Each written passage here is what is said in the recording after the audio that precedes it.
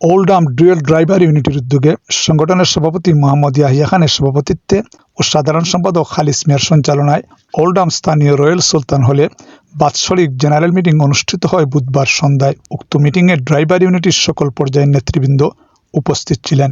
শুরুতেই পবিত্র কোরআন তেলাওয়াতের মাধ্যমে সবার মূল কার্যক্রম শুরু হয়।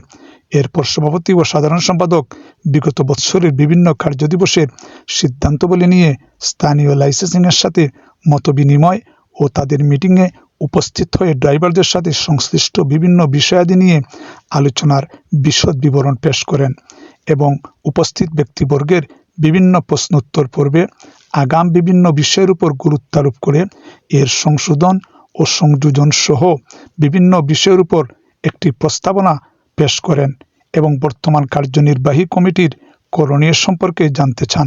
এরপর দায়িত্বশীলরা প্রশ্নোত্তর পর্ব শেষ করে তাদের যথাসাধ্য চেষ্টার মাধ্যমে সকল বিষয়াদি নিয়ে স্থানীয় লাইসেন্সিং কর্তৃপক্ষের সাথে আলাপ আলোচনা ও প্রস্তাবনার মাধ্যমে নিয়ে এসে এর একটি সমাধান গ্রহণের আশ্বাস প্রদান করেন। এতে বক্তব্য রাখেন শফিক মিয়া, শাহ আলী হায়দার, শাহ ফিরোজ আলী, জাকি মুস্তফা টুটুল, মাওলানা আব্দুল কাইয়ুম কামালি, তকলিস মিয়া, জামাল আহমেদ।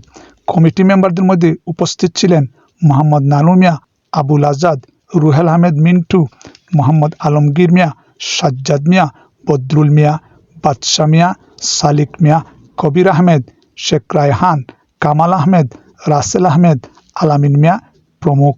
পরিশেষে মুনাজাত ও নৈশভোজের মাধ্যমে সবার সমাপ্তি ঘটে। Desk report, news today, UK.